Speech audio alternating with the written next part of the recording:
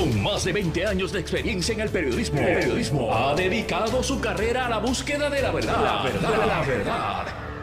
De frente, al grano, con carácter, entrevistará a las figuras más importantes de la noticia. Radio Isla presenta a la periodista Mili Méndez en Dígame la Verdad.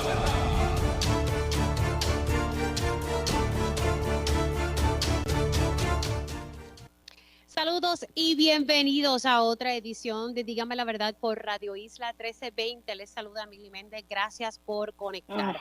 Arrancamos de inmediato con esta información que está en desarrollo desde anoche y es la situación donde la policía de Puerto Rico alegadamente, ¿verdad?, acribilla a este menor. Digo alegadamente porque todavía esto está bajo investigación. Sabemos que murió a manos de la policía de Puerto Rico. Estamos hablando de un menor de 17 años que estaba desarmado. Según el NIE esta mañana, que dijo en Pegaos en la mañana, 7 agentes y un sargento son investigados sobre esta situación.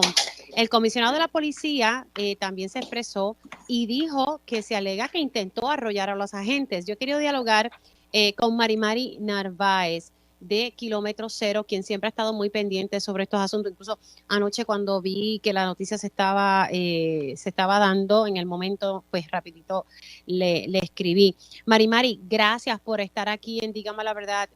¿Cómo estás?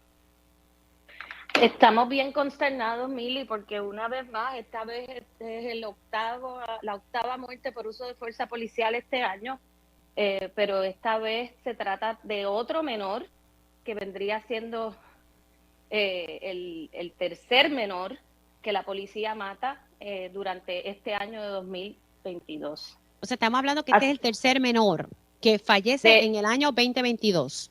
Bueno, de 21 años o menos, sí. Es el menor. Y entiendo, puede que sean 4. Lo que pasa es que no hemos confirmado otro caso que... ¿verdad? Hay casos que no podemos confirmar porque no tenemos la certeza de que la persona murió. Pero pudieran ser más, pero por lo menos 3. Y desde 2014 estamos hablando de que son 18 muchachos de 21 años o menos que la policía mata en Puerto Rico. Así que por un lado no me sorprende porque conocemos casos como este, pero nos indigna, ¿verdad? Nos indigna que no se hayan tomado medidas para que en efecto estas cosas dejen de ocurrir, porque ninguna intervención administrativa, ninguna intervención en la calle debía culminar con la muerte de nadie y mucho menos de un menor de edad. La policía tiene altas regulaciones en sus políticas de la agencia. Las regulaciones tanto del uso de fuerza como de las persecuciones vehiculares son muy, muy restrictivas. Lo que pasa es que eso está en el papel.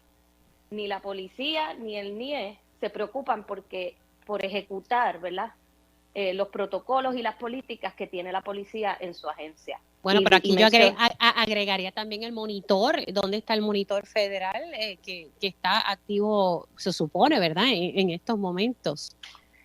Y lamentablemente no es un caso aislado, porque si tú me dices que es un caso aislado, porque son unos agentes que acaban de salir de la academia, como me han dicho, no sé si sea cierto eso, pero es que no, es que estamos hablando de que hemos documentado decenas de casos, ya yo conozco casos como este, en los que ellos van a alegar que el vehículo era un arma y que ponía en peligro a la policía, cuando la policía tiene todas las herramientas disponibles para intervenir con personas sin salir heridos. No tienes que matar a una persona, no tienes que sacar el arma de fuego 60 tiros contra un muchacho de 16 años. Es absolutamente injustificable. Es injustificable ese uso de fuerza. Si supuestamente les iba a tirar el carro encima, pues... Sí, pues esa es la versión. Esa es la versión del comisionado de la policía de Puerto Rico, quien dice, ¿verdad?, que este joven muere tras recibir 15 disparos. De esos 60, 15 lo alcanzaron, pero que este menor supuestamente trató de arrollar a la policía que lo estaba siguiendo en esta persecución. Pues la policía, lamentablemente, es la que tiene que tener las herramientas para intervenir con una persona sin matarla, sobre todo un menor de edad. Así que me parece injustificable si el menor los iba a arrollar, pues mira, o se sale del medio del carro fácilmente, o las gomas, ¿verdad? Se puede tirar a las gomas para que no se pueda mover, lo inmoviliza. O sea, hay montones. No es justificable, porque es que el rol de la policía es precisamente, o sea, si fuera Juan de los Palotes, pues yo te digo, ¿verdad? Que pues, la gente por ahí no tiene el adiestramiento de un policía, pero un agente del Estado lo que tiene es que salvar vidas, no matar muchachitos de 16 años, porque yo pienso... Escucharon un extracto, lamentablemente se nos ha caído la llamada con Mari Narváez. Voy a ver si podemos entonces retomar eso más adelante. Vamos entonces a ir con nuestro próximo invitado, pero básicamente surgió esta situación con este menor y Mari Narváez en nuestra conversación también fuera del aire recalcó que se necesitaba investigar y que debería ser un ente independiente quien investigara y no el NIE. Así que no confía mucho en esta investigación del negociado de investigaciones especiales, que cabe destacar que está dentro del Departamento de Seguridad Pública. Una de las críticas que se había hecho en el pasado era que el NIE no debería estar dentro de la sombrilla del Departamento de Seguridad Pública, sino todo lo contrario, debería estar en la sombrilla del Departamento de Justicia, ¿verdad? Y no dentro de seguridad pública. ¿Por qué? Porque el NIE tiene que investigar precisamente componentes de seguridad pública, especialmente esta situación que ha surgido. También la información que ha trascendido por fuentes del periódico El Vocero, que obviamente hay que indagar e investigar, es el hecho de que se dice que tal vez ese carro no era hurtado, pero eso son, ¿verdad? Información preliminar que ha surgido y que habría que corroborar. Pero Mari Narváez, vamos a ver si después conectamos con ella. Ya me invito, entonces tratamos de conectar con ella. Mientras tanto, ayer quería tocar el tema sobre la situación de Centro Médico, la situación de salud pública. Esta mañana en Pegados ustedes pudieron escuchar al presidente del Colegio de Médicos de Puerto Rico decir que ya es hora que se declare un estado de emergencia en la salud pública, y tiene razón. Yo creo que es momento en que realmente tomemos cartas sobre este asunto. Estamos hablando de vidas. El hecho de uno poder ir a un hospital y no poder recibir los servicios que se merece una persona debido a que no hay personal, y de verdad que es insostenible. Y honestamente esto es una situación que se ha dado no solamente en Centro Médico por mucho tiempo, porque sabemos los retos de Centro Médico y son retos fiscales, pero también en este momento el nuevo reto es que no encuentran personal. Hablaba la semana pasada con el director de ASEM y me explicaba que no encontraban personal, y la misma dinámica se está dando también en los hospitales privados. Y en los hospitales privados hay una escasez de personal también. Lo digo porque hace un tiempito atrás tuvimos que ir a un hospital privado para una situación en particular y pude observar que había escasez de personal, las enfermeras haciendo de tripas corazones, muchas doblando turnos y otras solas manejando un solo piso. Bueno, vamos a pasar ahora con el representante Jesús Santa. Él es el presidente de la Comisión de Hacienda de la Cámara de Representantes. Ayer quería hablar con él, pero estaba por allá en un monte en Caguas y no entraba la señal. Buenos días, representante, ¿cómo está? Ave María, el monte. Si te digo yo, no pego una con el representante Jesús Santa. Parece que está en otro monte allá en Caguas y no puede conectar. Vamos a ver si podemos conectar nuevamente con el representante Jesús Santa. Si no, entonces tratamos de llamar nuevamente a Mari Narváez. El primero que aparezca, control, te voy a pasar aquí los detallitos. Vamos a ver si tengo a Jesús Santa, me avisas para entonces iniciar la conversación. Pero el tema de salud pública es uno muy serio. Sé que muchos de ustedes tienen que esperar muchos meses para poder conseguir una cita. En mi caso se me hizo bien difícil conseguir a un dentista pediátrico para ir a llevar a mi hija y las citas estaban extensas. Ya ustedes saben cómo es esto. Así que esta situación se da con todo tipo de especialistas. Si a eso le agregamos que no hay, lamentablemente hemos perdido la acreditación del programa de neurocirugía tan importante que son los neurocirujanos. Si usted tiene un accidente de motora, si usted tiene un accidente de carro, si usted tiene una situación cerebrovascular, literalmente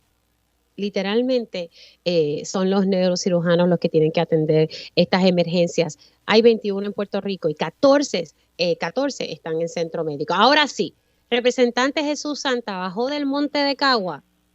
No, estoy acá en una cita con mi mamá en Junco. Saludos y buenos días a todos ustedes. Ay, Hablando de salud, pues imagínate. Pero en el caso, y Tito, no tiene que divulgar mucho detalle, pero ¿se le ha hecho fácil de que, ¿verdad?, que su familiar tenga acceso a cita? Porque ya que me dijo que está en una cita médica. Bueno, siempre hay un reto en cuestión del tiempo. O sea, no hay duda alguna que aunque uno puede conseguir los especialistas, uno quisiera que la atención y la frecuencia con que se dé la visita sea lo más rápido posible y eso es un gran reto. Yo creo que para todos. Bueno, sí, definitivamente. Vamos a hablar de ese gran reto. Ayer ese era el diálogo que quería tener con usted, porque hablaba con el director del centro médico y él me indicaba que le iban a poder dar un aumento de salario a los técnicos de sala de operación porque se había identificado unos fondos, según mis notas, dice, mira, se les va a dar un aumento a $11.50 y $12 la hora porque se otorgó, ¿verdad? Se otorgó unos fondos y que se iba a dar retroactivo a julio. Luego estaba dialogando con el representante Ángel Matos y él me decía, bueno, yo no sé de dónde será la partida. Y yo dije, bueno, aquí el que estuvo trabajando el presupuesto es el representante de Susante. Y yo le pregunto, ¿hay o no ese dinero para poder darle este aumento a los técnicos de las salas de operaciones? Bueno, sí, Salud tiene identificado un dinero dentro del presupuesto para dar esos aumentos. Eso es cierto, pero eso no quiere decir que Salud no necesite dinero adicional para cubrir otras necesidades dentro de lo que es la operación misma de esas salas e inclusive el reclutamiento de otro tipo de técnico que da apoyo a todo ese tipo de operación. O sea, en cuestión de los aumentos sí, en cuestión de que Salud necesita, de hecho, y todos los servicios de salud necesitan un recurso adicional para poder paliar con muchas cosas, entre ellos la competencia que existe en cuestión de salario y en cuestión de poder retener al personal profesional en Puerto Rico de salud. Sí hace falta que dentro del presupuesto se haga un ajuste mayor. Ok, pero sí el dinero para los técnicos de operaciones sí está. ¿Entendí bien? Eso es lo que tengo entendido, según lo que mi mejor conocimiento sí está, pero no quiere decir que el salud no necesite más dinero para eso y otras cosas. Claro, pero ¿de cuánto estamos hablando que se otorgó para los técnicos de operaciones? Eso es un número englobado realmente, Mili, no tengo el detalle, okay, pero sí dentro de ese número englobado estaba incluido esos aumentos. Ok, ¿y de cuánto, no sé si se ha dado alguna reunión entre, ¿verdad?, las figuras legislativas, salud, para entonces buscar fondos? Porque el centro médico siempre necesita fondos y siempre está tratando de hacer unos ajustes. Y no solamente el centro médico, otras dependencias circundantes. Exacto, sí, y lo que compone, ¿verdad?, todos esos hospitales que están en esa zona. ¿De cuánto estamos hablando que se le pudiese estar asignando a centro médico? Bueno, responsablemente hasta el viernes habíamos identificado una cantidad de alrededor de $11 millones adicionales que uno pudiera redirigir para el funcionamiento de todas las áreas de salud, entre ellas centro médico. Eso, pues estamos buscando alternativas dentro de lo que es el presupuesto operacional en estos momentos. Y sigo recordando, lo he dicho 20 veces, va a haber un sobrante, el cual se espera que se certifique ahora en agosto o septiembre, dentro de lo cual yo entiendo que una parte de ese dinero se puede utilizar por lo menos para cierto tipo de gasto que no es recurrente dentro de la necesidad de esos hospitales, y sabemos que lo que es el área de mantenimiento, el área de las facilidades físicas, de la infraestructura, pudiera tener algún tipo de apoyo dentro de ese sobrante, que no es un sobrante, realmente es un exceso en ingresos, según lo proyectado, que de hecho el secretario de Hacienda ha planteado durante, yo diría, la mitad del año. Ok, estamos hablando entonces de cuántos es ese sobrante que usted dice que tal vez de ahí pudiese salir el dinero para Centro Médico. Bueno, el sobrante o el exceso de recaudos se estima que sobrepase los $800 millones. Obviamente una partida de ella pues tiene que ser utilizada para cuestiones de retiro y otras acciones, pero yo creo que el gobierno puede tener disponible al menos la mitad de ese dinero, y dentro de esa disponibilidad yo creo que se pueden cubrir muchas de las necesidades o algunas de las necesidades que tiene Centro Médico. ¿Se ha hablado más o menos cuánto necesita Centro Médico? Yo, de lo que recuerdo de las vistas públicas de presupuesto, yo creo que Centro Médico, en cuestión de deudas operacionales, estaba por los cerca de 60, 80 millones, de lo que yo recuerdo, nada más, encontrado estas corporaciones. Pero yo creo que la mayor reto o necesidad del Centro Médico es la infraestructura. Lo que pasa es que se está dependiendo obviamente del dinero federal, que ha sido muy lento en llegar. Yo me atrevería a sugerir quizás hacer algún adelanto de fondos estatales y que después sean reembolsados, ¿no? Porque la necesidad la tenemos ahora. Ok, vamos a ver entonces. Ahora, aquí en la mañana, en Pegaos, el presidente del Colegio de Médicos Cirujanos de Puerto Rico ha reiterado que se debe declarar un estado de emergencia ante la situación de salud pública que enfrenta el país. No solamente esta situación de Centro Médico, sino los especialistas, muchos médicos han tenido que irse porque los planes médicos no los incluyen en la red, porque muchos planes médicos no le pagan lo que se debe de, ¿verdad?, de los deducibles. O sea, hay una situación apremiante, y si sumamos la situación también de los dentistas, esto se está poniendo peor, y yo no sé si estamos conscientes de que nuestra población es vieja y que necesitamos los médicos y que necesitamos que se les brinde el servicio y que las personas no tengan que esperar 6 o 7 meses para una cita médica. ¿Qué vamos a hacer para resolver este asunto? Yo diría, y de lo que he hablado con el presidente de la Cámara, yo creo que el primer paso a seguir correcto es bregar con los planes médicos.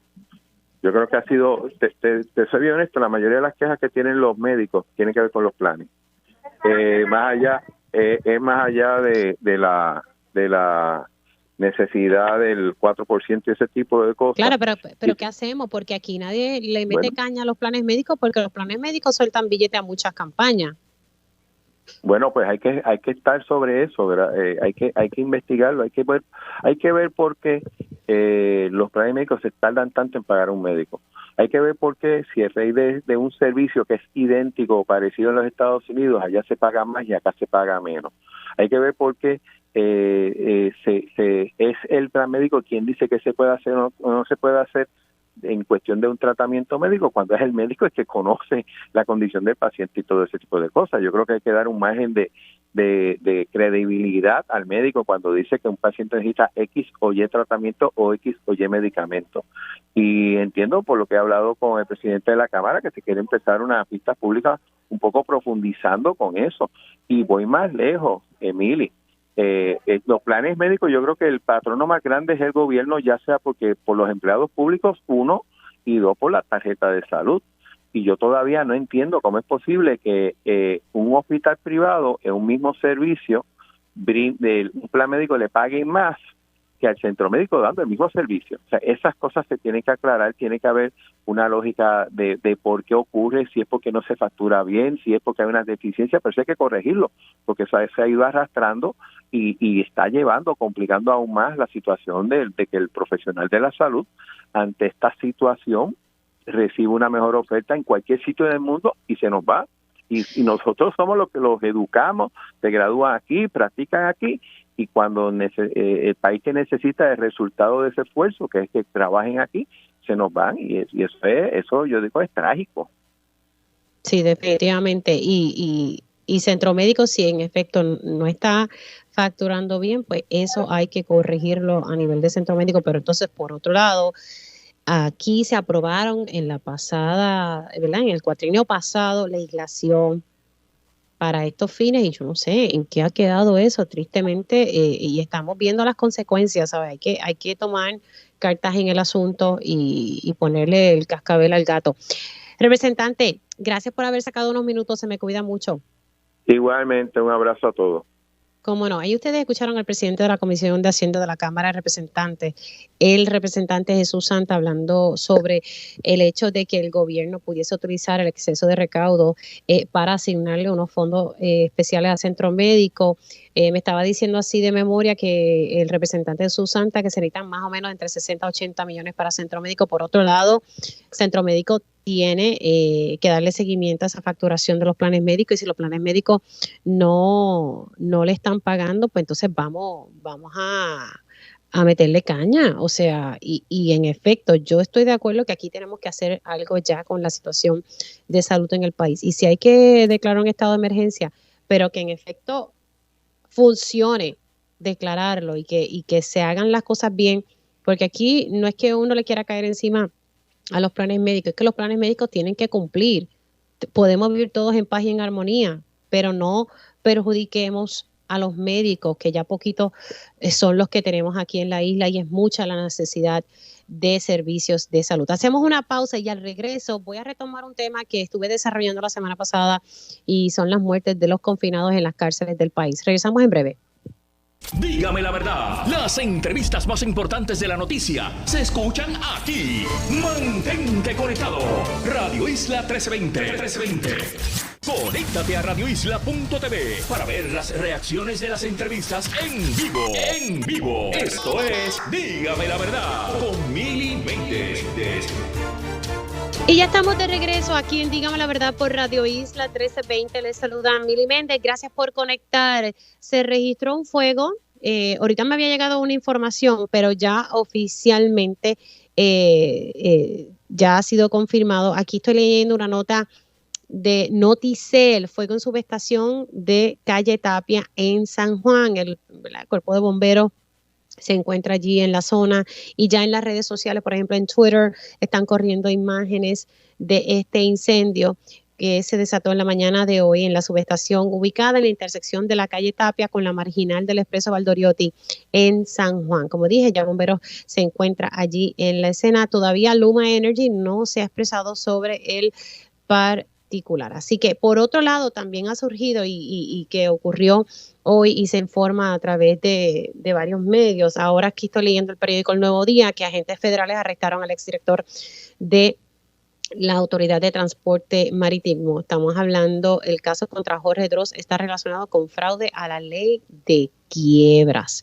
Se dice, ¿verdad?, que Jorge Droz dirigió ATM y fue subdirector de ATI. Así que nada, el exdirector de ATM, Jorge Droz, fue arrestado hoy por agentes federales. Ay, madre, se siguen dando casos. Bueno, quiero retomar un tema que es sumamente importante también, y no quiero dejar, porque sé que ocurren tantas cosas aquí en PR, como decimos por ahí. Y la semana pasada tuve la oportunidad de dialogar con Brenda y Carlos. Brenda y Carlos son los hermanos de Fernando. Fernando fue un confinado que murió a finales de mes pasado, de julio, y el Departamento de Corrección está haciendo una investigación sobre el particular. Ciencia Forense ya hizo la autopsia, pero la manera y qué provocó su muerte todavía está sin determinar, porque faltan unas pruebas adicionales que el patólogo mandó a hacer para entonces tener conocimiento bajo qué circunstancias falleció.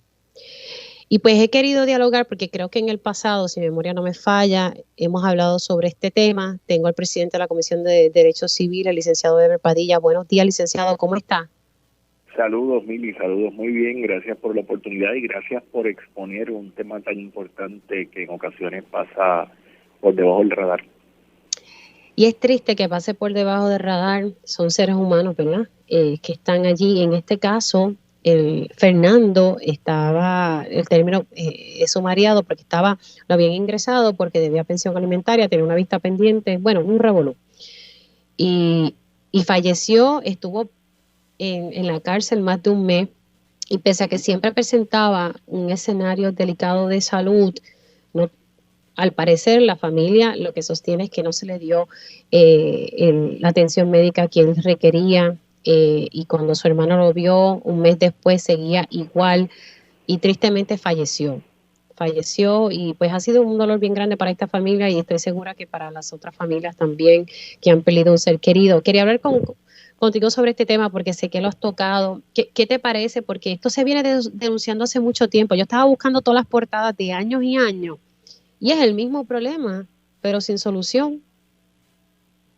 Definitivamente esto pone de manifiesto un grave problema al interior del sistema carcelario y tenemos que como sociedad volver a reflexionar sobre si está funcionando el sistema carcelario y todas las explicaciones que nos dan, que en muchas instancias lo que hacen es confundirnos más.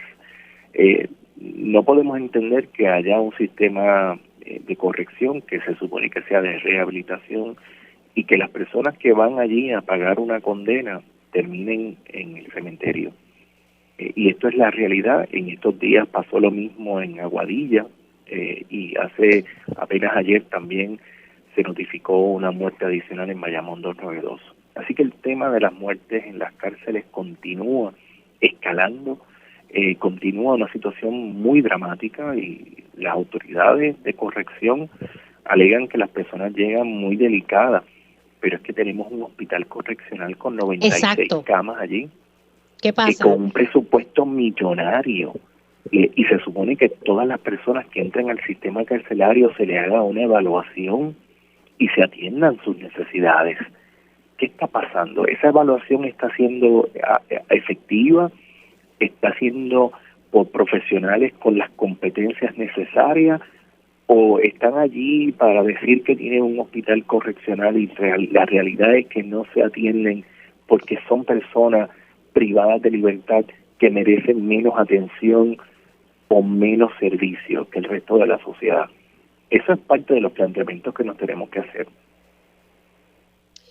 Dentro de la comisión, yo sé que ustedes han estado bien activos. ¿Cuál es lo más reciente que han estado manejando en torno a este tema de nuestros confinados?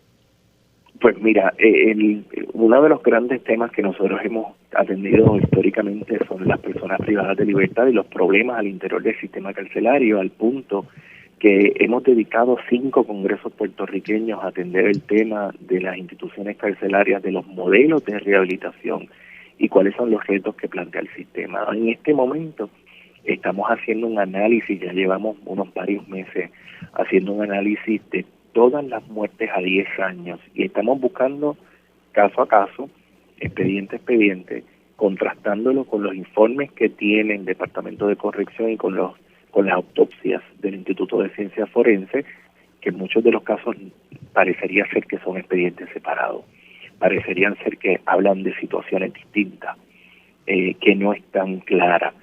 Y no tan solo eso, estamos también mirando qué pasa si algo con el personal que participó o que estuvo presente al momento del deceso de esa persona. Si se procesaron, si se erradicaron cargos, si se destituyeron y qué medidas, si alguna, tuvo el Departamento de Corrección para poder remediar esto. No puede ser decir que nos digan que murieron de causas naturales una persona que murió de peritonitis. No puede ser que murió de causas naturales una persona que murió por un shock insulínico, porque esos no son causas naturales. Eso es una deficiencia, una negligencia de no proveerle las necesidades de salud que tenía esa persona dentro del sistema carcelario. Ese análisis que ustedes están realizando sobre las muertes y las circunstancias mediante las cuales fallecieron, ¿para cuándo ustedes creen que van a poder estar compartiendo esa información? Que me parece que va a ser muy importante, ese análisis que se va a estar haciendo por parte de la Comisión de Derechos Civiles. De acuerdo. Mira, hemos tenido muchos problemas y muchas limitaciones, particularmente con el Instituto de Ciencias Forenses en el acceso a la información, incluso una de las abogadas del instituto nos dijo, pues vengan acá a buscarla porque nosotros no tenemos tiempo de buscar esa información que ustedes nos están pidiendo. A ese nivel llega la insensibilidad de los funcionarios que están allí. Y hemos hecho varios requerimientos de información, incluso hemos extendido la fecha en fechas que ellos nos han provisto, y la realidad es que no nos han provisto la información o nos la proveen de forma incompleta. Así que nosotros hemos decidido enviar a uno de nuestros asesores legales al Instituto de Ciencias Forenses para que hurgue en los expedientes. Cuando ella nos propuso eso, ahora nos pide que tenemos que hacer un acuerdo de colaboración para poder tener acceso a los expedientes, porque cuando nos presentamos allí, aquí estamos. No, es que hay que hacer un acuerdo de colaboración para que puedan tener acceso a la información, porque es información confidencial. Mira, nosotros le firmamos lo que sea.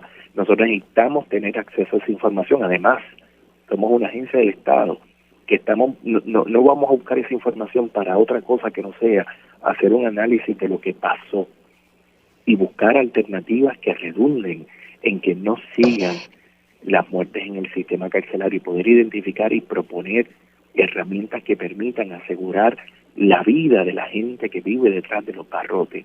No puede ser que continuemos en un sistema que en vez de rehabilitar, insensibiliza.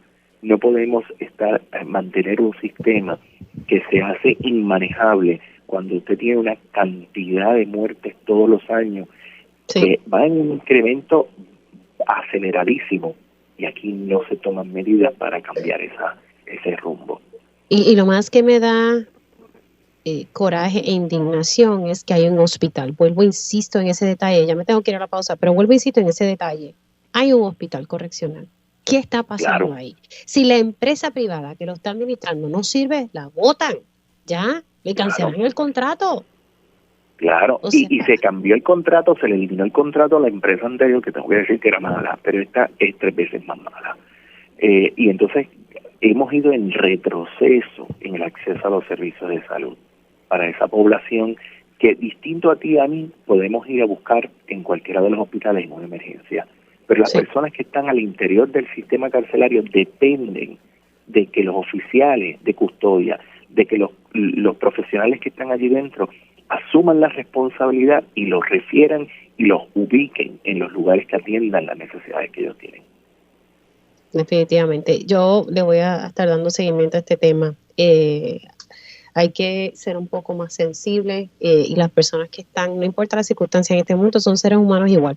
Y yo sé que hay personas que están cumpliendo ciertas condenas por ciertos delitos que aquí denunciamos y reprochamos, pero también, tú sabes, vamos a ser sensibles, las personas hay que tratarlas como lo que son, seres humanos. Licenciado, gracias. Vamos a ver si coordinamos, porque me gustaría hablar, ¿verdad?, bastante con usted y me gusta mucho que estén haciendo ese análisis. Voy a tocar las puertas de Ciencias Forenses a ver por qué no se les puede proveer una información que sí que es pública. Obviamente siempre si hay que proteger algún detalle sobre las personas, pues se hace. Entonces, que quiere hacer es un análisis de lo que está pasando y por qué estas muertes están surgiendo. Licenciado Ever Padilla, gracias. Se me cuida mucho. Gracias a ti y gracias por mantener vivo este tema que es importante. Cómo no, licenciado, un abrazo. A ustedes escucharon al licenciado Ever Padilla, presidente de la Comisión de Derechos Civiles. Nos vamos a una pausa y al regreso hablamos con el economista José Caraballo Cueto. Dígame la verdad, las entrevistas más importantes de la noticia se escuchan aquí. Mantente conectado. Radio Isla 1320. Conéctate a radioisla.tv para ver las reacciones de las entrevistas en vivo. En vivo. Esto es Dígame la verdad con Mili Méndez.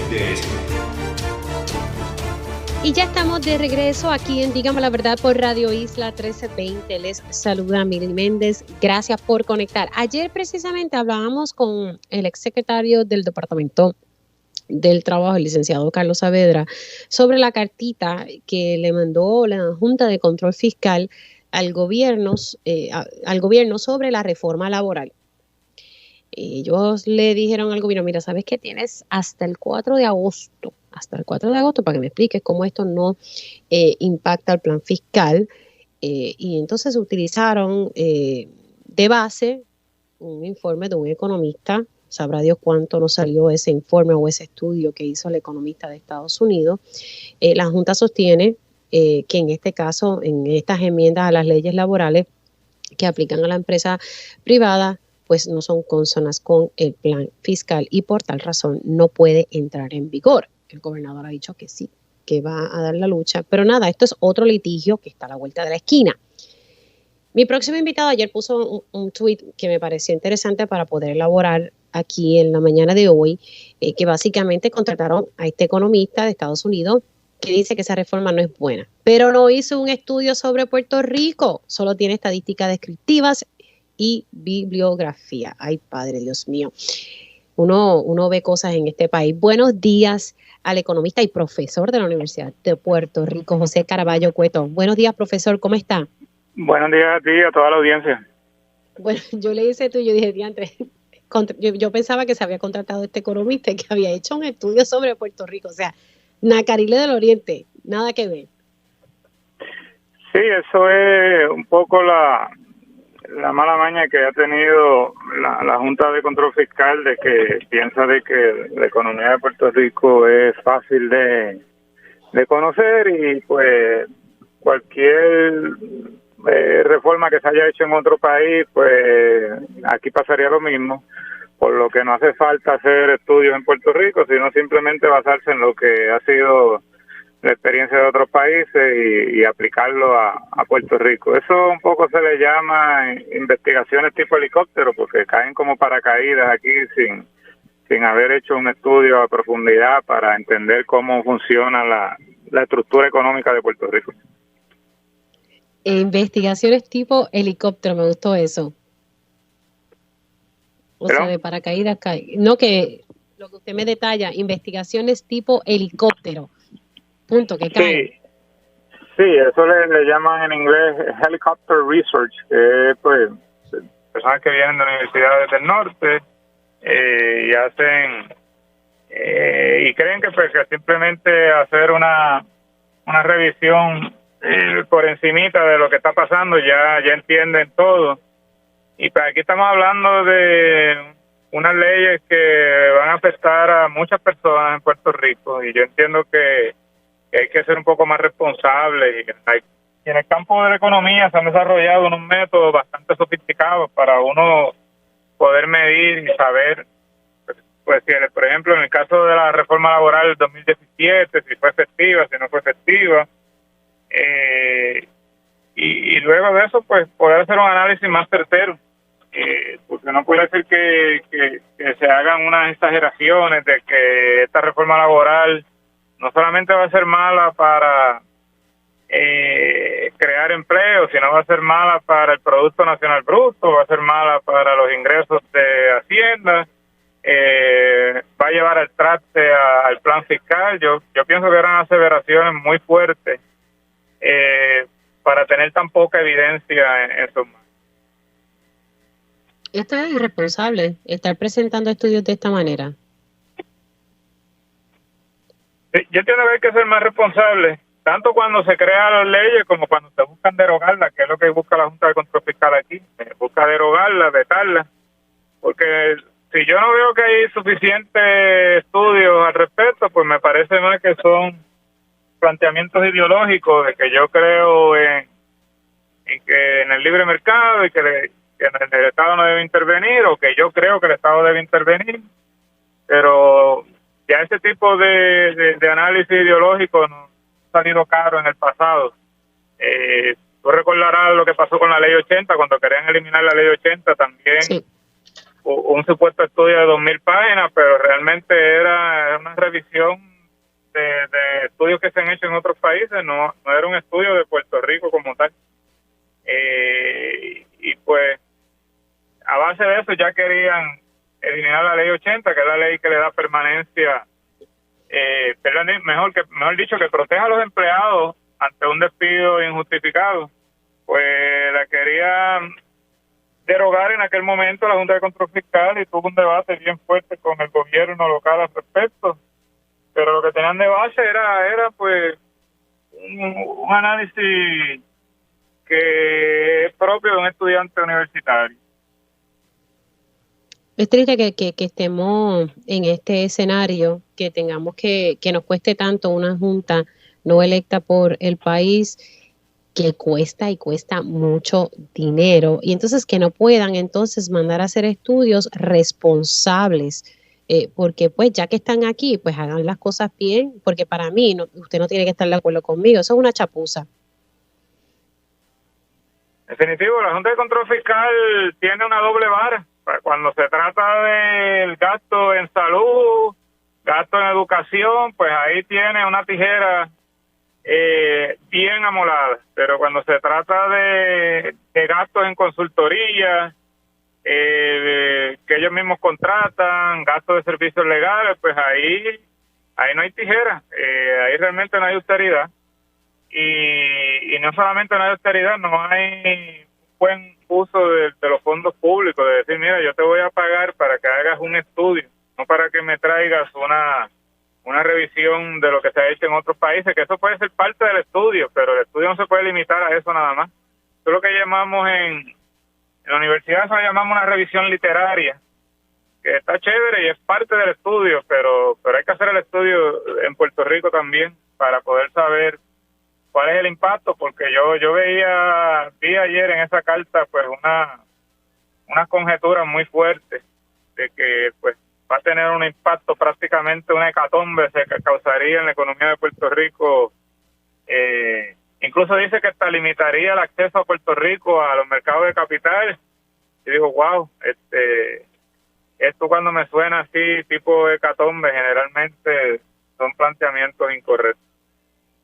No, bueno, sin base alguna y sin fundamento, porque si el economista no hizo un verdadero estudio o una investigación, pues no sé cómo ellos llegan a esas conclusiones. Rapidito, antes de irnos, lo más rápido que pueda, en torno a esta reforma, ¿cómo usted la ve? ¿Es buena? ¿No es buena? ¿Cómo la ve? Pues yo le veo aspectos positivos y aspectos negativos. Yo creo que el aspecto positivo que tiene es que pues hace una diferencia entre lo que son las pequeñas y medianas empresas y lo que son los negocios grandes. Los negocios grandes pues tienen más recursos, generalmente tienen más tecnología, por lo que pueden pues llevar mejores beneficios laborales que las empresas pequeñas.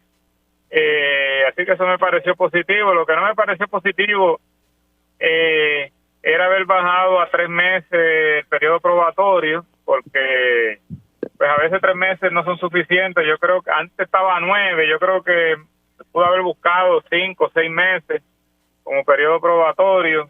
Y en general, pues yo creo que no es que este tipo de legislación, que ya estaba antes del 2017, muchas de ellas, pues va a tener un efecto así fatalista. De hecho, este economista dice que la tasa de desempleo ha bajado después del 2017, después de la reforma laboral. Bueno, pero la tasa de desempleo ha bajado porque hay una reconstrucción, y aquí se está gastando mucho dinero reconstruyendo Puerto Rico, y eso pues es estímulos fiscales. Aquí la construcción está bien boyante y eso ha generado unos efectos multiplicadores en la economía.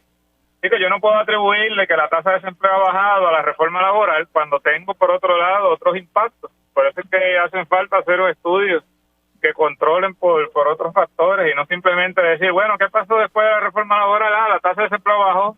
Pues gracias a la reforma laboral de 2017. Cuando hay otros factores aquí envueltos que hay que considerar. Bueno, profesor, gracias por siempre sacarle su tiempo para entrar unos minutitos aquí en Dígame la Verdad. Se me cuida mucho. Siempre a la orden.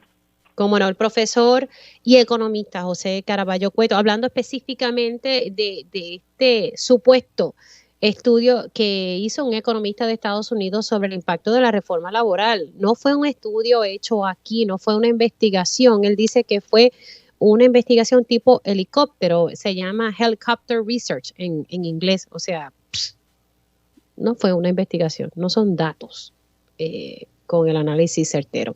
Hacemos una pausa y regreso con mi panel político.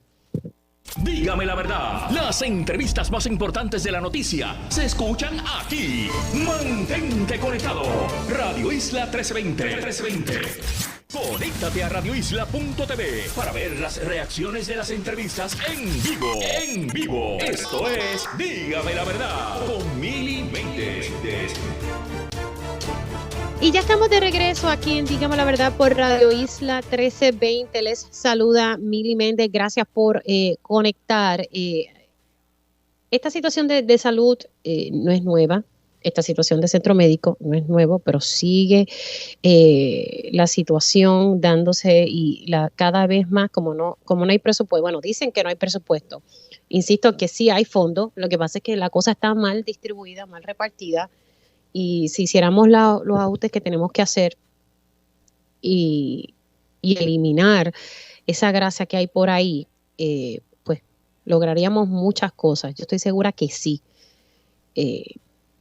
Y es triste ver la situación como están todos los hospitales del país. Hemos hablado mucho de centro médico, pero esta situación también está pasando en otros hospitales, no solamente en centro médico. Traté de comunicarme con el representante Héctor Ferrer, quien se encuentra ahora mismo en centro médico, junto con la representante Sol Higgins. Ella es la presidenta de la Comisión de Salud de la Cámara. Me acaba de indicar el representante, ¿verdad?, que se encuentra con los médicos que están atendiendo la sala de emergencia en centro médico, pues no pueden entrar. Así que, pues bueno, vamos a ver si en algún momento pudiese dialogar con el representante Héctor Ferrer. Mientras tanto, pues vamos a arrancar con mi panel político. Quiero hablar bastante de este tema y uno de los integrantes que tengo en este panel político, pues es alguien que pasado cuatrienio estuvo manejando mucho este tema sobre salud. Así que nada, siendo las 10:59, voy con mi panel político. Ellos conocen el sistema de punta a punta. Por eso su experiencia es clave para la discusión de asuntos públicos. Esto es Dígame la Verdad, panel político.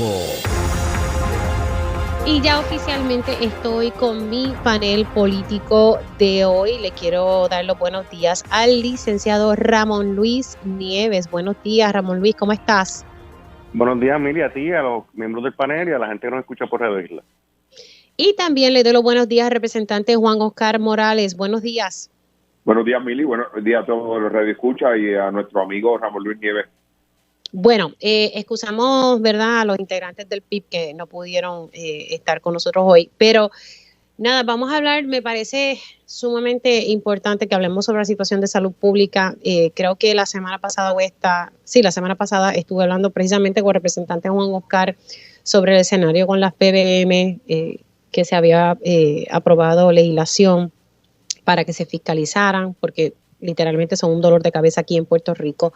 Ha pasado en Estados Unidos, pero por lo menos en Estados Unidos le han metido caña, como decimos, están tratando de atender el asunto. Aquí, en mi opinión, o por lo menos en la marcha, yo no he visto que se esté tomando cartas en el asunto sobre eso. Pero no es solamente las PBM, también está la situación con los planes médicos, la situación que ha denunciado por años el Colegio de Médicos de Puerto Rico, que básicamente y precisamente ahorita hicieron una conferencia de prensa y lo que piden es que se declare un estado de emergencia en el área de salud.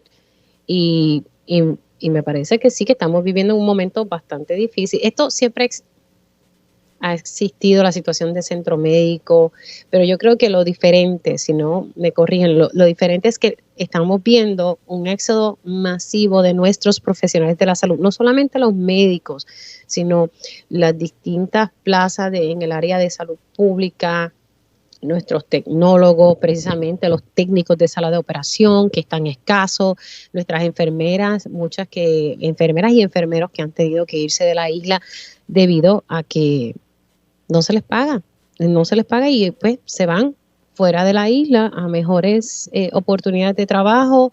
Lo mismo pasa en el área de ciencia forense. O sea, tenemos una situación de escasez de personal y personas pues, que tal vez no se sienten atraídas tal vez a trabajar en centro médico o servir, ¿verdad?, en alguna agencia en el área de salud. Quiero hablar un poco de esto porque a mí me preocupa mucho, no es solamente que uno se tarde 6 a 7 meses en conseguir una cita, es todo lo que está pasando. Entonces no se nos olvida el detalle de que somos un país viejo, porque lo somos. Hay más adultos mayores que que jóvenes. Y necesitamos atender esa población. Y en el caso de mi generación, pues vamos para eso. Y ya uno, ¿verdad? Necesita sus citas y sus cosas y cuidado. Y a la verdad que aquí es un dolor de cabeza. Voy a comenzar con Ramón Luis y paso entonces con Juan Oscar. Bueno, mire, cuando hablamos de servicios esenciales, que esa discusión aquí en Puerto Rico se ha hablado mucho, pero se ha manoseado también. Se ha dilatado la cosa porque yo no sé tú, pero no se ha declarado nada esencial aquí. Por eso, sí. Y eso voy. O sea, evidentemente, la salud debería ser un servicio esencial del gobierno. Y toda la discusión que hay de los servicios esenciales cuando comenzó el tema de la quiebra del gobierno y la Junta de Control Fiscal, tenía que ver con el hecho de que los fondos que tuviera el presupuesto de Puerto Rico se pudieran destinar a lo que se llamaba eso, los servicios esenciales. Y muchos sectores estaban reclamando que se definieran, ¿verdad? Claro, el problema de definir servicios esenciales es que entonces va a tener toda una serie de servicios no esenciales que tiene el gobierno de Puerto Rico, lo que implicaría además cierre de agencias, etcétera. Y esos son temas que, pues, dentro del contexto de la quiebra del gobierno no se ha atendido como se supone. Y el sector de la salud llevamos ya más de 2 décadas todavía cargando con el peso de las decisiones que se tomaron en la década de los 90, cuando se instauró la reforma de salud bajo Pedro Rosselló Padre, que se deshizo, ¿verdad? Se destruyó el sistema que había como tal y se fue sustituyendo por otro sistema. Y realmente ese sistema nunca ha satisfecho las necesidades de los puertorriqueños. Para colmo de males, como tú bien mencionas, Mili, los médicos y otros profesionales dentro del campo de la salud, enfermeras, técnicos, otras personas, ya hartas, ¿verdad?, de los problemas sea de mala paga o los médicos peleando con la aseguradora, etcétera, pues han tomado muchas decisiones de irse de Puerto Rico. Y vemos, o sea, todavía las quejas siguen allí. No hemos visto de parte del gobierno que se atiendan de manera satisfactoria y pues ya hay sectores de la salud que cuentan con ningún especialista en Puerto Rico, con muy pocos, y los pocos que están pues están sobrecargados en su servicio. Y obviamente tanto para los pacientes como para los cuidadores, los familiares, pues como te dicen, mira, la cita con el doctor va a ser en 1 mes y medio o en 2 meses, y como, mira, pero yo estoy enfermo hoy. Necesito atención más rápida, ¿verdad? Pero, o sea, tenemos una crisis bien grande y pues realmente pocas voces dentro del gobierno han estado realmente pendientes sobre este tema. Yo reconozco aquí que el compañero representante Juan Oscar Morales tuvo mucho liderato como presidía la Comisión de Salud en la Cámara el cuatrienio pasado, hay que reconocérselo, ¿verdad? Pero más allá de representantes, muy poca gente, yo no sé si es que o no entienden bien el tema, que es muy complejo, o realmente pues quizás tienen el temor de tener la visita de los cabilderos de las aseguradoras, no sé. Pero ciertamente es un tema que está ahí, que hace crisis todos los días y que la sufrimos todos los puertorriqueños, el tema de cómo reordenar el sistema de salud y que el gobierno realmente no solamente lo clasifique como servicio esencial, sino destine todos los recursos posibles para que tengamos un mejor sistema que atienda a la gente. Sí, no, definitivamente en el pasado cuatrienio se hicieron varios intentos. Lo que pasa es que aquí los cabilderos tienen pool, y cuando vemos, y esta es la verdad es, y lo digo con el mayor de los respetos, hay muchas campañas políticas que reciben donativos de figuras que están dentro de esta industria. Esa es la realidad. No estamos diciendo ninguna mentira. Así que, y eso en ocasiones es lo que frena ciertos intentos.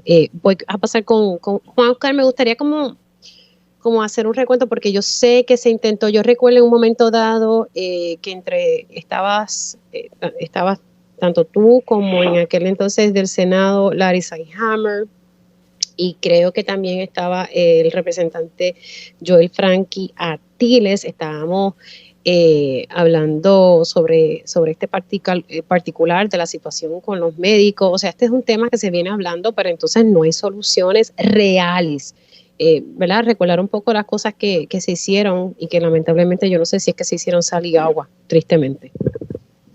Así es, Mili. Nosotros el pasado cuatrienio como presidente de la Comisión de Salud atendimos el tema que se viene hablando desde hace mucho tiempo, que es el problema de la crisis de los médicos en Puerto Rico, y que ese problema es un problema muy complejo.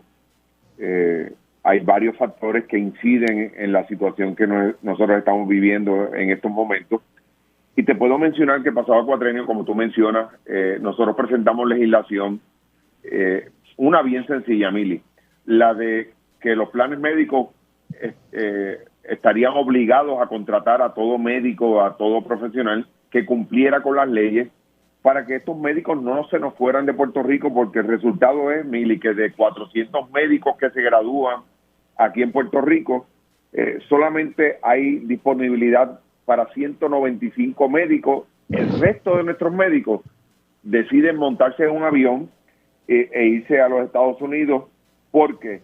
Porque aquí entra el otro tema, que son las aseguradoras. Ellas son las que deciden, Mili, a quién contratar y a quién no contratar. Y para mí eso es un grave problema, y eso nos está afectando en que buenos profesionales que se están formando aquí en Puerto Rico, como no consiguen contrato con ninguna de las aseguradoras, pues deciden resolver su problema con un pasaje que puede costarle $100, y allí, como yo siempre he dicho, las aseguradoras en Estados Unidos los reciben en los aeropuertos y le hacen allí el contrato con las aseguradoras, y esos son jóvenes que no regresan a Puerto Rico. Así que ese tema es un tema bien delicado. Tengo que coincidir contigo, Mili, de que lamentablemente ese mismo proyecto que nosotros radicamos se hizo sal y agua gracias a los cabilderos que fueron ante la Junta de Control Fiscal, y que lamentablemente la Junta de Control Fiscal no entiende.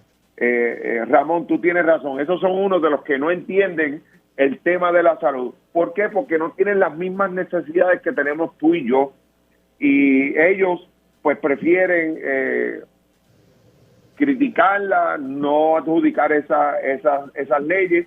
Fíjate como el proyecto 218 de José Luis Dalmau, que era un proyecto muy bueno, que era para regular los PBM, los administradores de farmacia.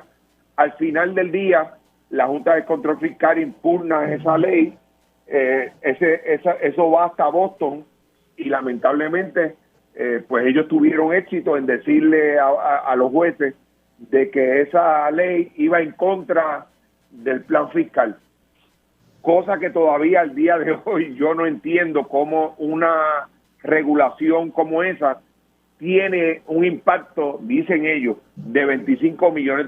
Me parece que son más que excusas lo que están utilizando, y al final del día los que se están viendo afectados son los pacientes de Puerto Rico, la gente que acude a los diferentes hospitales, porque hoy estamos hablando de centro médico, pero la crisis no solamente es el centro médico. Yo he hablado con la gran mayoría de los administradores de hospitales a nivel de todo Puerto Rico, y el problema es general.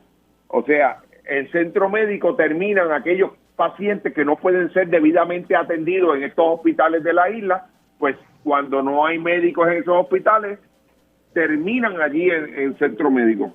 Así que eso, junto con los pagos que están recibiendo los médicos de parte de las aseguradoras, es lo que nos está trayendo el problema de la crisis de especialistas, donde nuestros pacientes, Mili, tienen que en ocasiones tardar 8 meses en poder conseguir una cita.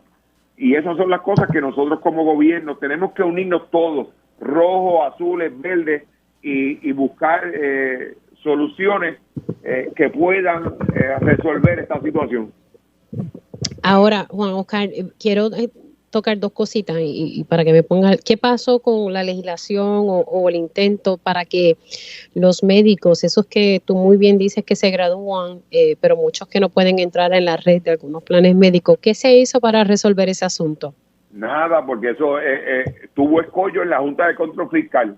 Claro, los de la Junta de Control Fiscal pueden mandar a sus hijos a las mejores universidades, pueden sufragar los costos universitarios de esa preparación, y ese es el problema. Nos estamos quedando sin especialistas. Yo quiero que tú sepas, Mili, que cuando yo fui presidente de la comisión hicimos una evaluación de varias especialidades en Puerto Rico, y hay unas especialidades que solamente tienen hoy 6 doctores y la mayoría ronda en los 60 a 65 años. ¿Qué quiere decir eso? Que en los próximos años nosotros nos vamos a quedar sin esos especialistas, y no hemos hecho nada como isla para preparar otros profesionales, y los que estamos preparando se montan en un avión y no quieren saber de hacer el servicio, a pesar de que ellos, su interés es trabajar aquí en Puerto Rico. El ambiente que existe entre las aseguradoras y lo que estamos viviendo, pues ellos prefieren irse a los Estados Unidos a tener una mejor calidad de vida y unas mejores condiciones de trabajo allá. Ahora, y los pagos, porque los pagos, las aseguradoras se tardan un montón, y lo estamos viendo no solamente con Centro Médico, pero es que con los médicos en general se tardan mucho en hacerle sus pagos.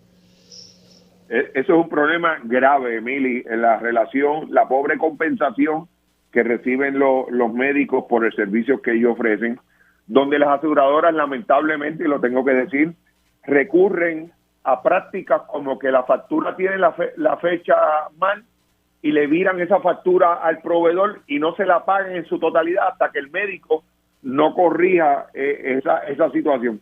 Así que esos son muchas de las prácticas que recurren en los medios de las aseguradoras, y que yo creo que al final del día provocan que nuestros médicos decidan irse a los Estados Unidos. ¿Tú sabes cuántos médicos se han ido desde el 2010 al 2020? Más de 7,000 médicos han abandonado a Puerto Rico para irse a los Estados Unidos para tener mejores oportunidades de empleo y mejores compensaciones de las que reciben aquí en Puerto Rico. 7,000 en 10 años se han ido entonces del país. Ahora, ahorita indicabas que quedan 6 especialistas, pero ¿en qué rama? Esa, si mal no recuerdo, era cirujano cardiovascular. Cirujano cardiovascular, una especialidad tan importante como esa. Y los médicos podrían retirarse hoy mismo, pero son gente comprometida, gente que tiene un compromiso con la salud y que han preferido, mientras Dios le conceda la salud, continuar ofreciendo su servicio a los pacientes de Puerto Rico. Pues y a eso le vamos a sumar los neurocirujanos, que tenemos 21, 14 están en Centro Médico y perdimos la acreditación del programa de neurocirugía. Así las cosas. Así es. Esto es serio, y yo creo que tenemos que ya literalmente hacer algo sobre esto, y si hay que ir por encima de la Junta, si hay que hacer algo, pues vamos a hacerlo, porque se nos va la vida como país, se nos va la vida. Y con esto de que se nos va la vida, voy entonces a pasar al tema energético. Se anunció... Si me permite bien brevemente. Sí, no, en confianza. Sí. Gracias por darme el lado. No, cómo no. Mira, bien brevemente, en cuanto a algo que estabas mencionando, tanto tú como el representante Juan Oscar Morales, ¿por qué la Junta de Control Fiscal se mete en ciertos temas que muchas veces no tienen ningún impacto fiscal en el gobierno? Y es algo que se ha denunciado desde hace muchos años, que la Junta de Supervisión Fiscal, y lo vemos en el tema de la reforma laboral, como tal, que se está discutiendo en estos días, son temas donde la Junta de Control Fiscal se mete por razones ideológicas. Como digo ideológicas, no estoy hablando, lamentablemente se manosea mucho el término ideológico para pensar que eso es algo de estatus político. Eso no es así. Ideología es la manera de ver la vida, ¿verdad? Y tus ideas sobre el tema.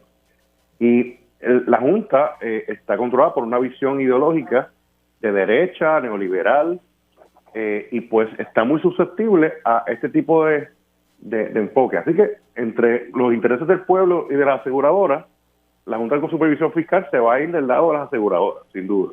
En el caso de los derechos de los trabajadores, como tal, la Junta se va a ir por el lado de los patronos. O sea, son enfoques ideológicos que nada tienen que ver con cuadrar las finanzas del gobierno ni atender el tema de la deuda. Y añádele a eso que muchos de los miembros de la Junta tienen alguna relación con el tema de las aseguradoras. Bueno, uno de ellos ya se fue, pero ya sabemos por qué tomaba ciertas decisiones. Sí, Esa es la verdad, Claro. y que falta de transparencia por parte de ese individuo, porque eso no me parece correcto. Bueno, por allá él, y no sé si está actualmente con una empresa, pero sí, se había ido, justo no hizo más que renunciar ay, se me olvidó hasta el nombre. No quiero decir lo que le decían en las redes porque no me parece, ¿verdad?, que es una falta de respeto, pero pues ya ustedes saben a quién me refiero. Se me olvidó el nombre, Ave María.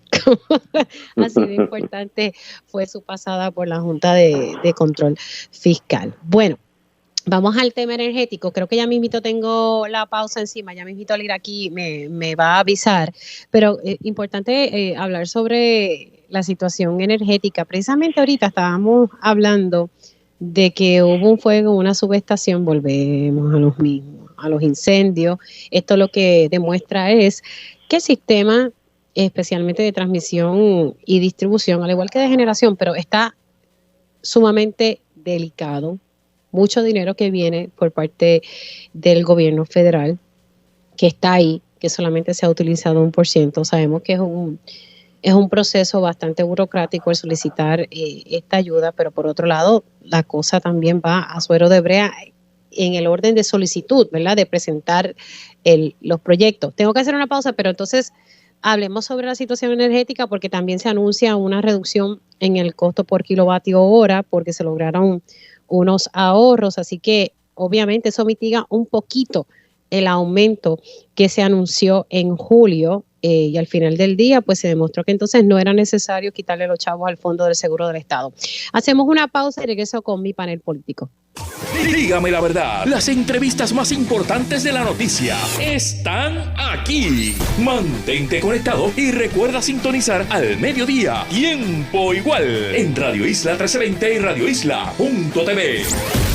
Conéctate a radioisla.tv para ver las reacciones de las entrevistas en vivo. En vivo. Esto es Dígame la verdad con Mili Méndez. Y ya estamos de regreso aquí en Dígame la Verdad por Radio Isla 1320. Les saluda Mili Méndez. Estoy con mi panel político que está integrado por el representante Juan Oscar Morales y el licenciado Ramón Luis Nieves. Dejamos sobre la mesa el tema de energético del país. Ahorita se dio un incendio en una subestación. Se anunció desde la semana pasada una reducción en el costo por kilovatio hora porque la autoridad logró hacer como unos ahorros, ¿verdad? Para que esto se le pasara al consumidor. El negociado de energía así lo autorizó. Obviamente mitiga un poco el aumento que se anunció en julio, lo mitiga, no es que se eliminó ese aumento. Por otro lado, también ayer se hizo un llamado por parte de la Autoridad de Energía Eléctrica, pues prudencia a la hora de usar los aires acondicionados. Estamos con una ola de calor y la verdad que está azotando y heavy, y uno pues rápido lo que quiere hacer es prender el aire.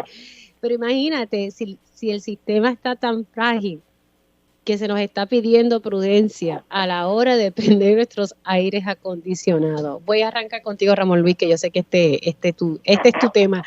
Juan Oscar es salud y tú vas con el asunto energético. Adelante. Pues mira, yo creo que en primer lugar me parece a mí bastante irónico que cuando va a subir la luz se convierte en un tema que de primeras planas, discusión en todos los paneles, una cosa. Pero cuando baja la luz, se relega a la página 80 de cualquier periódico. Eso es una cosa bien interesante porque ese tipo de enfoque afecta a la percepción pública, y eso me parece algo interesante. Yo he estado, desde que se creó el negocio de energía, por razones obvias, he estado monitoreando cómo se atiende mediáticamente el tema de los aumentos, reducciones de luz. Y eso me parece bien significativo. Pero nada, yo creo que yo me leí la resolución que emitió el negociado de energía este domingo, pues fue el domingo que la emitió, porque tenía que emitirla ese día, dado que la rebaja en la luz iba a ser operacional desde el lunes, desde ayer. Y esa resolución de 23 páginas es una narrativa total, no solamente el hecho de que se va a bajar la luz, sino las razones. Y ahí tú ves de nuevo que, de hecho, cuando yo la leí, yo dije, mira, para los que duden de por qué es necesario tener un negociador de energía, un regulador, hay que leer esta resolución porque ahí se detallan los trucos y las mentiras de la Autoridad de Energía Eléctrica, que sigue ahí. La gente piensa que la autoridad ya no existe. No, la autoridad sigue, aunque Luma es el que pida los aumentos o lo que fuera, realmente con los datos que le da la autoridad, que es la que genera energía en Puerto Rico, ¿verdad? Y ciertamente el negociado denuncia en la resolución medias verdades, mentiras, tardanzas de la autoridad en entregar información importante, que si hecho en ese tema, el negociado es bien claro que si la autoridad o Luma le hubiera entregado esa información, una información relacionada a unos fondos de FEMA, que la autoridad la tenía en sus manos hace más de 4 meses, pues el aumento que se anunció en junio no hubiera sido tan alto. O sea, vamos a verlo de esta manera, o sea que la negligencia y las mentiras de la autoridad siguen impactando el bolsillo de los puertorriqueños, esté Luma o no, y eso es una cosa bien significativa. Eso por un lado. Por otro lado, tenemos que significar, yo creo, Mili, tú estás en lo correcto, no es que no va a haber aumento, es que se redujo el aumento. Pero quiero volver a las razones de los aumentos. Las razones de los aumentos es que seguimos la Autoridad de Energía Eléctrica sigue generando energía mayormente utilizando los derivados del petróleo, y estamos sujetos a un mercado mundial en cuanto a los precios del barril de petróleo. Cuando sube, pues la luz nos va a subir, y cuando baja, pues podría bajar, ¿verdad? Y eso pues tenemos que atenderlo en un país que todavía está un 3%, quizá un poquito más, de penetración de integración de energía renovable en nuestro sistema. Eso por un lado. Por otro lado, hoy vemos que se quemó, hay un fuego en otra subestación de Luma, que controla Luma, esta vez en San Juan, creo que en la calle Tapia. Oye, ¿cuándo el gobernador Pierluisi se va a dar cuenta, por fin, de que tiene que hacer lo que pueda hacer legalmente para tomar los pasos de cancelar este contrato? O sea, esa gente de Luma son unos incompetentes en el manejo del sistema eléctrico. Y yo no estoy diciendo que bajo la autoridad eléctrica anteriormente era mejor. O sea, eran terribles. Había corrupción, había un montón de problemas allí. Pero obviamente pasar esto a Luma no ha tenido ningún sentido, no ha tenido ningún beneficio para el país. No hemos visto ninguna métrica real de que las cosas estén mejor bajo Luma. Así que yo creo que estamos a tiempo como país para iniciar los pasos de cancelar ese contrato con Luma. Obviamente por su incompetencia de ser razón legal suficiente para hacerlo. Claro está, ¿qué hacer? Si se va Luma, ¿qué vamos a hacer? Es la pregunta, ¿verdad? Yo presumo que del gobierno PNP lo que van a tratar de buscar otra compañía privada que haga esto, pero puede haber una alternativa de crear otro tipo de institución pública también, no regresar a los tiempos de la Autoridad de Energía Eléctrica que fueron nefastos, pero lo que sea, esa discusión tiene que traerse sobre la mesa. Y si el gobernador no hace eso, reafirma mi tesis de que por razones que solamente su peluquero las conoce, el gobernador se ha tirado encima del tema de Luma como si fuera una granada, y realmente yo creo para sus posibilidades de reelección no le conviene seguir asumiendo esta actitud. Y yo estoy seguro que la gran mayoría de los legisladores que están y los alcaldes que están día a día recibiendo las quejas de la gente tampoco están contentos con Luma, y esa es la realidad. Así que yo creo que eso es lo que debe ocurrir, que se deben comenzar los pasos para cancelar este contrato, que fue malo desde el principio, y la compañía pues lo ha ejecutado peor. Voy a pasar ahora con Juan Oscar. Pues mira, Mili, nosotros tenemos que primeramente reconocer de que la infraestructura que dejó Energía Eléctrica es una obsoleta, donde por muchos años no se le dio el debido mantenimiento, y que va a costar mucho tiempo, esa es la realidad, para poder ponerla al día. Mi petición, y he sido consistente en eso, es que nosotros debemos acelerar el paso con relación a los proyectos que hay pendientes en FEMA para que podamos mejorar esta infraestructura, porque lo que está pasando y lo que viene pasando semana tras semana, cuando explota una planta, una en Jayuya, otra en Ponce, es producto de la falta de mantenimiento que nunca recibió de parte de la Autoridad de Energía Eléctrica. Así que nuestro objetivo debe ser de que esas deficiencias que tiene el sistema tienen que ser corregidas. De nada sirve nosotros decir y reconocer de que hay unas deficiencias y no vemos unos proyectos avanzando dirigidos a mejorar la infraestructura eléctrica, que yo creo que en todo Puerto Rico es una obsoleta. Y sobre el aumento, yo tengo que estar de acuerdo con Ramón. Qué bueno que existe el negociado y qué bueno que el negociado está muy pendiente a lo que está ocurriendo.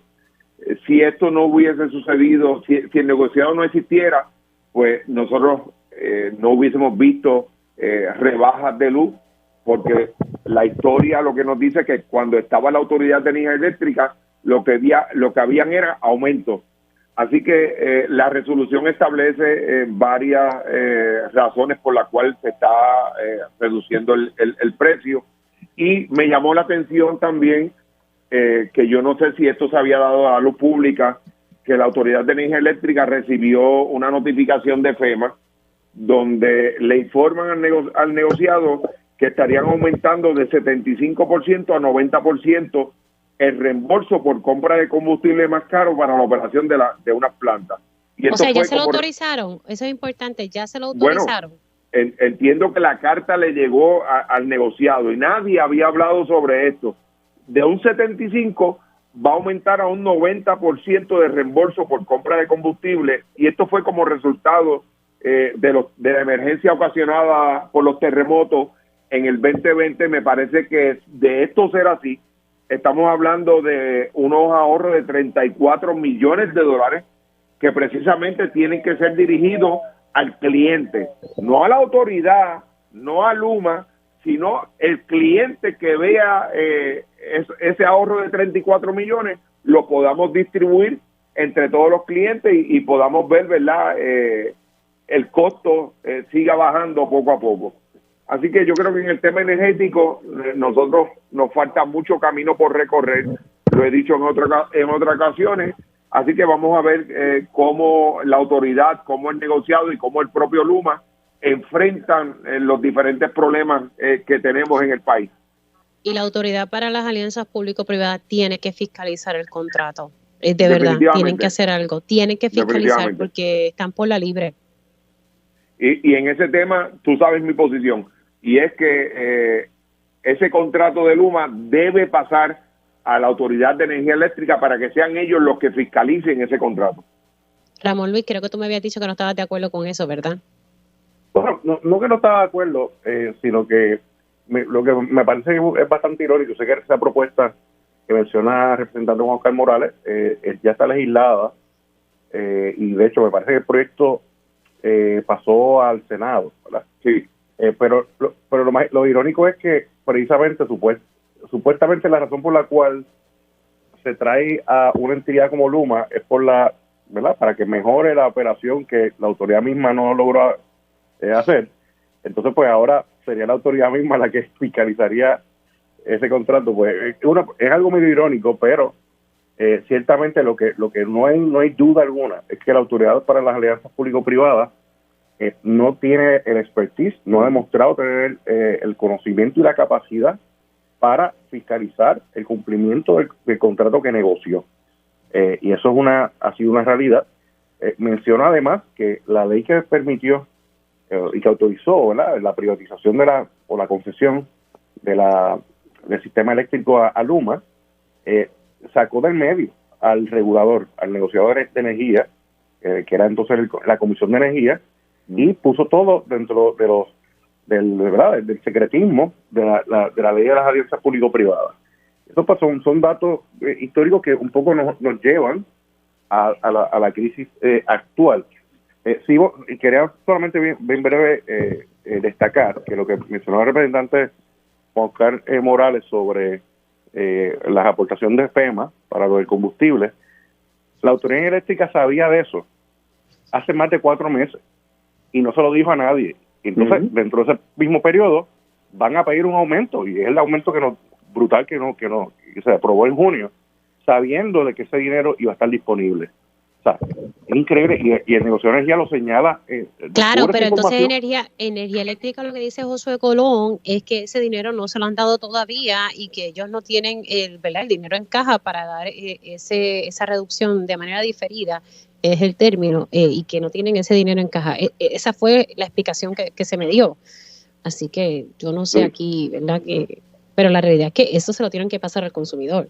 Claro. Llegue o cuando llegue, eso hay que pasárselo al consumidor. Compañeros, tengo que hacer una pausa, pero al regreso voy a integrar al representante Héctor Ferrer. Quiero que nos dé la información más reciente sobre la visita que hizo un grupo de legisladores a Centro Médico. Así que hacemos una pausa y regresamos en breve. Dígame la verdad, las entrevistas más importantes de la noticia están aquí. Mantente conectado y recuerda sintonizar al mediodía, tiempo igual, en Radio Isla 1320 y radioisla.tv. Conéctate a radioisla.tv para ver las reacciones de las entrevistas en vivo. En vivo. Esto es Dígame la verdad con Mili Méndez. Y ya estamos de regreso aquí en Dígame la Verdad por Radio Isla 1320. Estoy con mi panel político integrado por Ramón Luis Nieves y Juan Oscar Morales, pero voy a integrar al representante Héctor Ferrer Santiago, quien literalmente estuvo hace, ¿verdad?, unos minutitos atrás en Centro Médico. Llegó allí junto al actual presidente de la Comisión de Salud de la Cámara. Buenos días, representante, ¿cómo está? Sí, Mili, a los compañeros y a todos los que escuchan, un placer estar con ustedes. Bueno, representante, póngame al día. ¿Qué encontró allí en Centro Médico? Bueno, una sala de emergencia bastante concurrida. Personas, por ejemplo, una niña de apenas 16 años o menos, con una pierna rota desde ayer a las 4 de la tarde y aún hoy pues no ha recibido los pasos a seguir. Pero pudimos comunicarnos, ¿verdad?, con el director de la sala de emergencia y otros médicos que estaban allí, en donde nos explican que la situación pues es un poco complicada en el sentido de que hay que reevaluar la compensación económica de todo el mundo en la sala de emergencia, que hay una falta, por así decirlo, dado a ese problema y a otro de falta de personal. De 140 plazas que hay de enfermería, alrededor de 92 están ocupadas. Faltan enfermeros, enfermeras prácticas, técnicos de ortopedia, técnicos respiratorios, técnicos de farmacia, y a esto le sumas pues la sobrecarga y las fatigas que vieron cumpliendo hace meses. ¿Tuvo la oportunidad de hablar con quién en sala de emergencia? O sea, ¿habló con enfermeros, con el personal y el que dirige sala de emergencia? Hablamos con pacientes, enfermeros, técnicos, doctores. Ahora yo tuve que salir porque tengo un compromiso en otro medio, pero los compañeros van camino a la división de neurocirugía, a sala de intensivos, a sala de operaciones, donde tiene bandejas que se compraron hace años y todavía no están utilizando porque no saben dónde está. Perdóneme, ¿bandejas? Sí, bandejas de operación, bandejas de sala de operaciones que se solicitaron, llegaron, pero llevan años que todavía no llegan a la sala de operaciones, y así mismo pasa con equipos médicos que se pide y tardan meses en llegar. Wow, entonces me llama la atención esta niñita de 16 años. Se rompió la pierna y todavía estaba sin atenderse. Bueno, está allí literalmente en un pasillo esperando a que decían qué es lo que van a hacer con él. A mí me partió el corazón. Y como esa historia hay otras más, pero esa fue la más, ¿verdad? Que al ser una menor de edad con una fractura, pues todavía estaba en un pasillo, todavía no le han dado fecha de qué es lo que van a hacer con ella. Solamente le han dado pues este tratamiento inicial de estabilizar y vendar estabilizar. ¿Quiénes le acompañaron? Sol Higgins y quién más? Estaba Sol Higgins, Jesús Manuel Ortiz, el compañero Jorge Alfredo y el equipo legislativo. Okay. O sea que hay varios legisladores que están entonces allí y el equipo legislativo. ¿Esta iniciativa surgió de parte suya o...? No, la compañera Sol Higgins me llamó ayer en la noche que quería hacer esta visita para conocer de primera mano. Yo le dije que contara conmigo. Ya yo llevaba unos meses reuniéndome con doctores, ¿verdad?, del centro médico, al igual que estuve en recinto de ciencias médicas, porque tenemos que ver esta área médica de centro médico como uno global. No podemos individualizar cada finca, porque ese es mayormente el problema que hay. Cuando se tratan las fincas por separado, pues tenemos el problema que hay hoy día allí en centro médico y las áreas adyacentes. Wow. Y yo exhortaría, ¿verdad?, que esas visitas se extiendan también a hospitales privados, porque la situación se está dando también en los privados. Sí, tenemos que seguir trabajando.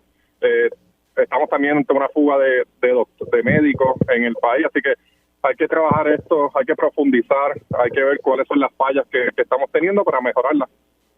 Pero al fin del día hay cosas que se pueden resolver a corto plazo, como es la compensación económica de esos técnicos y esos doctores y esos enfermeros que necesitamos para acoger adecuadamente una sala de emergencia. Por ejemplo, de 40 plazas que hay de doctores en el área de emergencia, entiendo que no pasan de 15 los emergenciólogos. Así que hay cosas que tenemos que trabajar. Y esto se sabía hace tiempo, lo que pasa es que tiene que explotar la crisis para que entonces se tomen cartas en el asunto. Es triste. Representante, sé que tiene otro compromiso, pero gracias por haber entrado unos minutos. Yo sigo entonces aquí con el panel. Un abrazo. Siempre a la orden. Como no, el representante Héctor Ferrer, quien llegó a Centro Médico junto con la presidenta de la Comisión de Salud de la Cámara, Sol Higgins, también está allí el representante Jesús Manuel y personal de la Cámara de Representantes.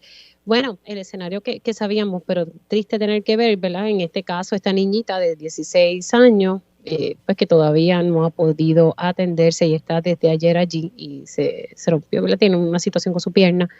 Así que, bueno, compañero Juan Oscar, y luego voy con Ramón Luis. Pues nada, reaccionando a la visita del compañero Héctor Ferrer y otros legisladores a Centro Médico, debo decir de que, en efecto, una de las problemáticas que hemos estado confrontando por muchos años, precisamente es la retribución que se le paga a estos profesionales de la salud, y que desde prácticamente hace un año, el licenciado Mata, que es el administrador del Centro Médico de ASEN, ha estado trabajando el plan de retribución que ya se supone que esté listo en los próximos meses y que le podamos someter a la Junta cuál será el impacto económico, porque este plan lo que contempla es hacer justicia salarial tanto a las enfermeras, a los doctores y a otro personal especializado que labora allí.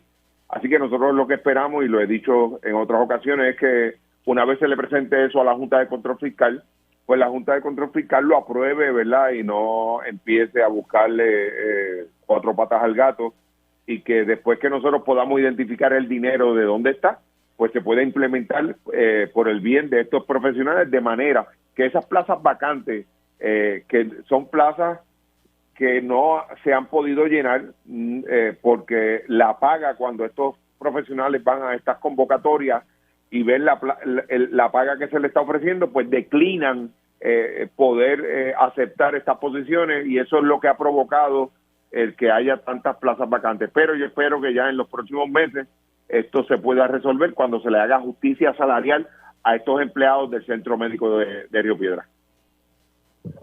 Ramón Luis.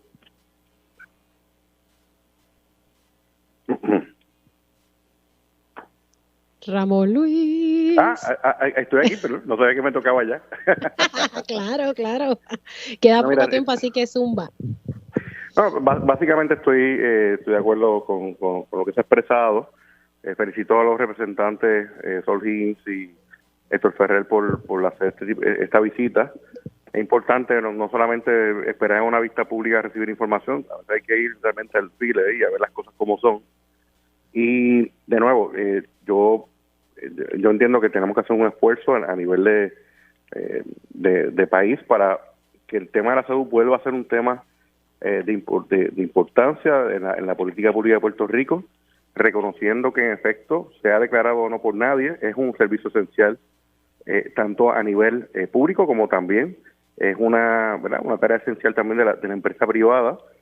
Yo creo que se puede construir un sistema de salud donde sí, las aseguradoras pueden tener una participación, pero no pueden ser las que determinen todo un sistema, y todo un sistema, o sea, el sistema de salud es un sistema bien complicado de administrar, de montar, tanto a nivel público como privado.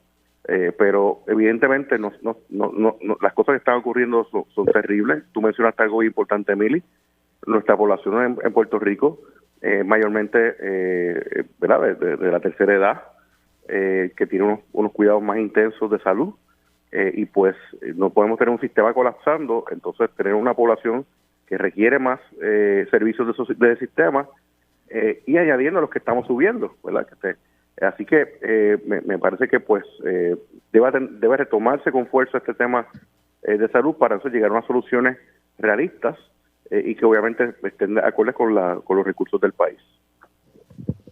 Bueno, ojalá que se haga algo y que se tome acción, que se ejecute y que las palabras no se queden ahí, que las visitas no se queden ahí. Bueno, compañeros, gracias por siempre estar disponibles, se cuidan mucho. Gracias, Mili. Saludos, Ramón. Cómo no, cuídese. Hacemos una pausa y al regreso a tiempo igual.